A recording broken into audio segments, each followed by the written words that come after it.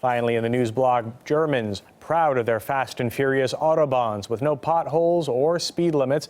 But the EU is looking to set restrictions, worried by speed maniacs coming to Germany just to test their sports cars. But a lot of German drivers don't like the idea of Brussels backseat driving, as RT's Peter Oliver reports. But when you go past the sign that says 120 with a line through it, the gloves are off, baby. You can drive. You can drive. Really? Government is off your back in Germany, and you can drive. The man says drive as fast as you want. It's the country renowned throughout the world for its autobahns and their unlimited speeds.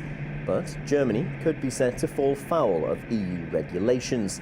That could see drivers of the country's famed high-performance cars limited to a maximum of around 115 kilometers an hour. The planned clampdown would see cars fitted with a device that automatically applies the brakes whenever a car exceeds the speed limit in that area. The idea is to increase highway safety.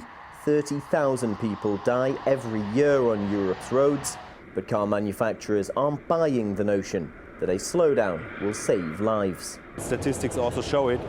Major accidents, etc., are not on the Autobahn. This is on the other streets offside the Autobahn, and this is already very limited. And for some, it's a clear indicator of the European Commission overtaking what should be national matters. The problem at the moment is that many of those rules are being made by the Commission and are not being subject to democratic accountability in the European Parliament. And that seems to me is the source of a lot of the frustration and tensions in countries. A decision on whether to move ahead with the idea is expected in the new year. German drivers, however, have already made up their minds. It will kill the joy of driving. I'm against speed limit. It will cost us jobs, but Auto Lobby will not allow that to happen. People will fall asleep at that speed. The whole reason we built beautiful roads was to drive on them properly.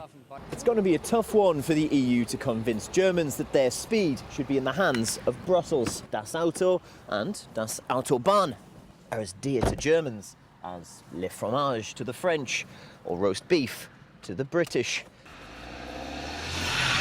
Not things they're going to want to give up control of easily.